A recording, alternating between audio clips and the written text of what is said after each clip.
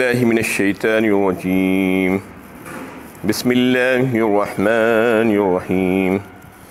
كذب أصحاب الأيكة المرسلين إذ قال لهم شعيب ألا تتقون۔ اصحاب الایکہ یعنی قوم شعیب نے بھی رسولوں کو چھٹلایا، جبکہ شعیب علیہ السلام نے ان سے کہا تھا کہ تم اللہ کی نافرمانی سے نہیں بچو گے اور اپنے عقائد باطلہ سے توبہ نہیں کرو گے۔ یہاں سے حضرت شعیب علیہ السلام کا تذکرہ آ رہا ہے، اس کے لیے یہاں پر ایک لفظ ایکا آیا ہے،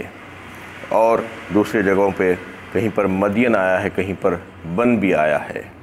ایکا جنگل کو کہتے ہیں، بن بھی جنگل ہی کو کہتے ہیں۔ بتایا جاتا ہے کہ مدین ایک مقام تھا، اس کی اطراف و اکناف، اس کی نواحی علاقے جو تھے وہ جنگل تھا اس میں، اور ایک ایکا درخت کا نام بھی تھا جس کو پوجا جاتا تھا۔ تو اس حساب سے وہ سارے علاقے اس سے مراد ہیں جہاں پر حضرت شعیب علیہ السلام کو ان لوگوں کی ہدایت کے لیے نبی بنا کر بھیجا گیا تھا۔ انی لکم رسول امین فاتقوا اللہ واطیعون، میں تمہارا قابل اعتماد رسول ہوں، لہٰذا تم اللہ تعالیٰ سے ڈرو اور میری اطاعت کرو۔ وما اسألکم علیہ من اجر ان اجری الا علی رب العالمین، اور میں تم سے اس کام کا کوئی معاوضہ نہیں چاہتا، میرا اجر تو سارے جہاں کے رب کے ذمے ہے۔ یہ وہی بات جو سارے نبیوں نے کی تھی، اسی کو انہوں نے بھی دہرایا کہ میں تمہارا امانت دار رسول ہوں، اور تم بس اللہ سے ڈرو اور میری اطاعت کرو، میری فرما برداری کرو، اور میں اس کام کے سلسلے میں تم سے کسی قسم کا کوئی معاوضہ اور اجر نہیں مانگتا۔ اوفوا الکیل ولا تکونوا من المخسرین، کوئی چیز ناپ کر دو تو پوری طرح دو، ناپ کر دو، لوگوں کا نقصان نہ کرو۔ وزنوا بالقسطاس المستقیم، اور صحیح ترازو سے تولا کرو۔ اس میں ان لوگوں کی ایک جو برائی تھی اس کا تذکرہ اللہ تعالیٰ کر رہے ہیں کہ ایک بہت بڑی برائی ان میں تھی، اور بیماری تھی کہہ سکتے ہیں آپ، کہ لوگوں کو سے جو لیتے تھے تو وہ پورا ناپ اور تول کر لیتے تھے، اور جب لوگوں کو دینے کا وقت آتا تھا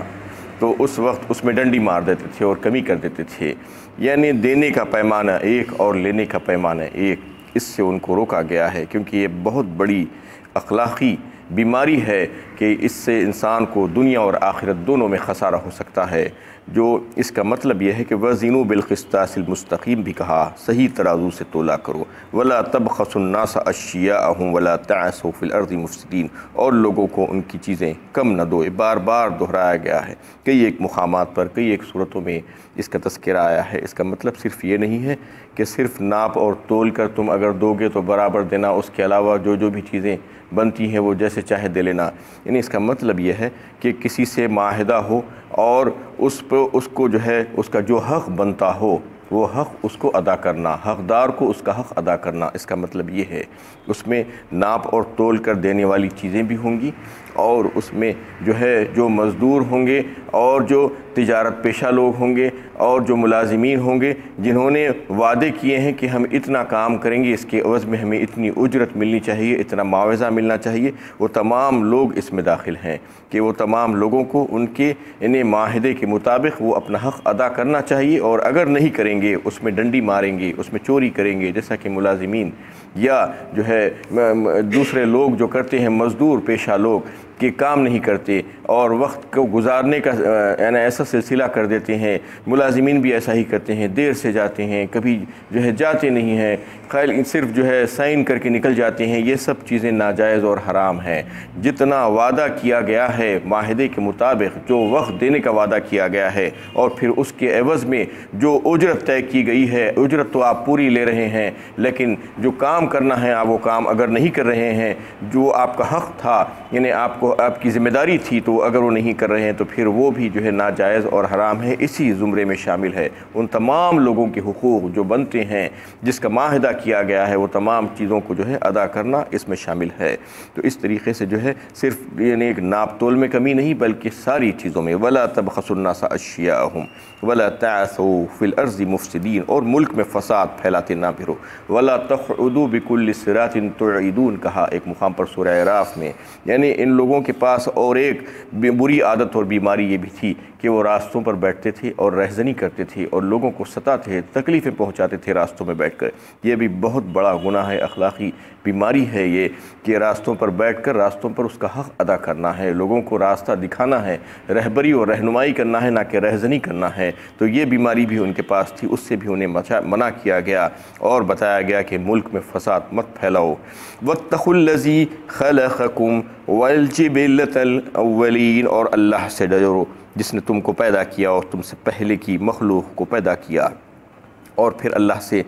دوبارہ جو ہے ڈرایا گیا ہے کہ تم کو جس نے پیدا کیا وہ ساری کائنات کا خالق اور مالک ہے، اور تمہاری پہلوں کا بھی اور تمہارے آباء و اجداد کا بھی خالق و مالک ہے۔ سورہ مطففین میں جو ہے اس کمی کرنے والوں کے تعلق سے بڑی انہیں سخت وعید آئی ہے، وَيْلٌ لِّلْمُطَوِّفِينَ الَّذِينَ إِذَا اكْتَالُوا عَلَى النَّاسِ يَسْتَوْفُونَ وَإِذَا كَالُوهُمْ أَوْ وَّزَنُوهُمْ يُخْسِرُونَ أَلَا يَظُنُّ أُولَٰئِكَ أَنَّهُمْ مَبْعُوثُونَ لِيَوْمٍ عَظِيمٍ يَوْمَ يَقُومُ النَّاسُ لِرَبِّ الْعَالَمِينَ۔ یہ 4 آیتوں میں اللہ تعالیٰ نے اس کا نقشہ کھینچا ہے، بتایا ہے کہ کمی کرنے والے جو ہیں ان کے لیے ہلاکت ہے، ویل ہے کہا۔ انہیں ناپ تول میں کمی کرنے والے اور دیگر چیزوں میں لوگوں کے حق مارنے والے جو لوگ ہیں، یعنی وہ جب لیتے ہیں تو پورا لیتے ہیں کہا۔ الذین یستوفون علی الناس یستوفون وَإِذَا کالوہم أَوْ وَزَنُوهُمْ یخسرون، اور جب دینے کی باری آتی ہے تو اس میں جو ہے ناپ اور تول کر دینے کی باری آتی ہے تو کمی کرنے کی کوشش کرتے ہیں۔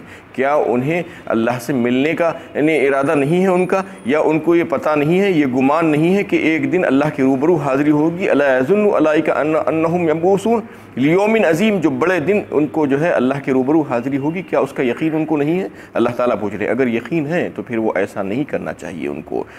یوم یقوم الناس لرب العالمین، اس دن سب کے سب لوگ اللہ کے روبرو کھڑے ہوں گے، یعنی رب العالمین کے روبرو، اور پھر اس دن ساروں کا حساب لیا جائے گا۔ اس طریقے سے جو لوگ اس قسم کے کام کرتے ہیں، لوگوں کے حق مارنا، ناانصافی کرنا اور ناپ تول میں کمی کرنا، ان کے اوپر اللہ کے نبی صلی اللہ علیہ وسلم نے فرمایا، ابن ماجہ کی حدیث ہے کہ قحط سالی اللہ تعالیٰ مسلط کر دیتے ہیں، اور ظالم حکمرانوں کو اللہ تعالیٰ ان کے اوپر مسلط کر دیتے ہیں، اور مشقت والے کام ان کے لیے جو ہے اللہ تعالیٰ لگا دیتی ہیں۔ یہ 3 قسم کے عذاب ان کو جو ہے دنیا میں بھی آ سکتے ہیں۔ تو اس طریقے سے یہ بڑی اخلاقی بیماری ہے، اس سے بچنے کے لیے کہا گیا ہے۔ اور کئی ایک دوسری صورتوں میں بھی جو ہے حضرت شعیب علیہ السلام کے واقعات کا تذکرہ کیا، سورہ ہود میں بھی اس کا تذکرہ آیا ہے۔ وَإِلَىٰ مَدْيَنَ أَخَاهُمْ شُعَيْبًا قَالَ يَا قَوْمِ اعْبُدُوا اللَّهَ مَا لَكُم مِّنْ إِلَٰهٍ غَيْرُهُ وَلَا تَنْقُصُوا الْمِكْيَالَ وَالْمِيزَانَ إِنِّي أَرَاكُمْ بِخَيْرٍ وَإِنِّي أَخَافُ عَلَيْكُمْ عَذَابَ يَوْمٍ مُحِيطٍ کہا۔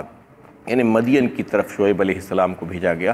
اور ان کے بھائیوں میں سے یعنی انہی کی قوم میں سے انہوں نے جا کر ان کو اللہ کی وحدانیت کی بات بتائی اور کہا کہ اللہ کے سوا کوئی اور عبادت کے لائق ذات نہیں ہے، اور تم لوگوں کو ناپ یا تول کر دینے کے وقت اس میں کمی مت کرو۔ وَلَا تَنْقُصُوا الْمِكْيَالَ وَالْمِيزَانَ إِنِّي أَرَاكُمْ بِخَيْرٍ کہا، یعنی میں تم کو جو ہے بہترین اس میں دیکھتا ہوں، یعنی تم بڑے خوشحال ہو اور آسودہ حال ہو، اس کے باوجود بھی اس قسم کی گھٹیا حرکت تم کیوں کرتے ہو؟ إِنِّي أَرَاكُمْ بِخَيْرٍ وَإِنِّي أَخَافُ عَلَيْكُمْ عَذَابَ يَوْمٍ مُحِيطٍ، اور مجھے ڈر ہے کہ تمہیں گھیرنے والا عذاب نہ گھیر دے۔ اس طریقے سے بقیۃ اللہ خیر لکم ان کنتم مومنین کہا سورہ ہود ہی میں، یعنی اللہ تعالیٰ کی طرف سے جو بچا رہ جائے، جو جائز اور حلال ہو تمہارے لیے، اس میں بہتری ہے، اس میں اچھائی ہے، اس میں برکت ہے، اسی کو اختیار کرو۔ بقیۃ اللہ خیر لکم ان کنتم مومنین، اگر تم ایمان والے بندے ہو، یعنی تم اگر ناپ تول میں کمی نہیں کرو گے بلکہ پورا دو گے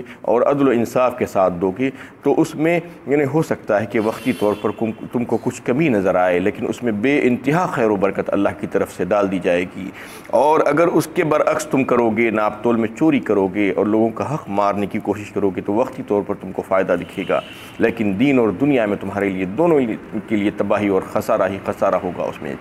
اس سے روکا گیا ہے۔ اور جو ہے یعنی دوسرے مقامات پر بھی جو ہے اس کے تعلق سے اس کے گھناؤنا ہونا اور اس کے خراب ہونے کا تذکرہ آیا ہے، اور یہ صرف انہیں حقوق العباد کے متعلق ہی نہیں ہے بلکہ حقوق اللہ کے متعلق بھی جو ہے تطفیف ہے۔ انہیں نمازوں میں چوری کرنا، عبادتوں میں چوری کرنا، اس کا مطلب یہ ہے کہ صحیح درست طریقے سے ادا نہیں کرنا، اس کے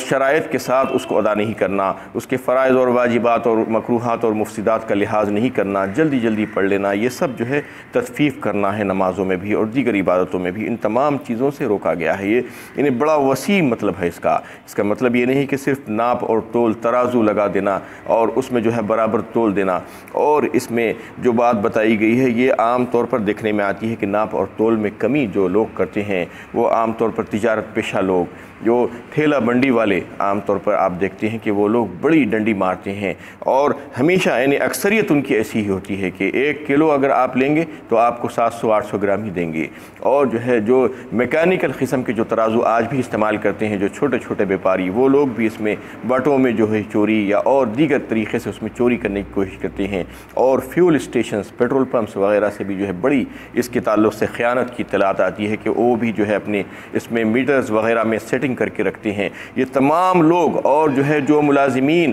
اور جو ہے جو مزدور پیشہ لوگ ہیں اور جو بھی جو ہے جنہوں نے ذمہ داری اٹھائی ہے اور جو وعدہ کیا ہے کہ ہم اتنا کام کریں گے اور اتنا دیں گے، ان کو اللہ سے ڈرنا چاہیے۔ اس میں یہ پیغام ہے ان تمام لوگوں کے لیے اس رکوع میں کہ شعیب علیہ السلام کی قوم کا جو تذکرہ اللہ تعالیٰ اس میں کر رہے ہیں کہ ان کی یہ اخلاقی بیماری تھی ان کے پاس، تو یہ بتانا مقصود ہے اللہ تعالیٰ کو کہ تم میں ایسی بیماری نہیں ہونا چاہیے، تم لوگوں کا حق مارنے کی کوشش کبھی بھی نہیں کرنا، اللہ سے ڈرنا، اور اس دن اللہ کے روبرو کھڑے ہونے کی جو حاضری کا دن ہے اس سے جو ہے جو ڈرایا گیا ہے سورہ مطففین میں، وہ ہمیشہ یاد رکھنا اور یہ سمجھنا کہ اللہ کے روبرو حاضری ہوگی۔ اگر ہم آج چوری کریں گے، کسی کا حق لوٹ لیں گے، مار لیں گے، کسی کو کم دے دیں گے، تو پھر اللہ کے روبرو جب جائیں گے تو جب پھر وہاں کہاں سے لا کر دیں گے ہم؟ وہاں پر تو کوئی کرنسی نہیں چلے گی، وہاں پر تو نیکیوں کا تبادلہ ہوگا، ہماری نیکیاں لے لی جائیں گی اور ان کے گناہ ہمارے سر پر لاد دیے جائیں گے۔ یہ سوچ کر، یہ ڈر کر آج ہی جو ہے جو بھی لوگ اس قسم کا کام کرتے ہیں فوراً اللہ سے ڈر کر رک جانا چاہیے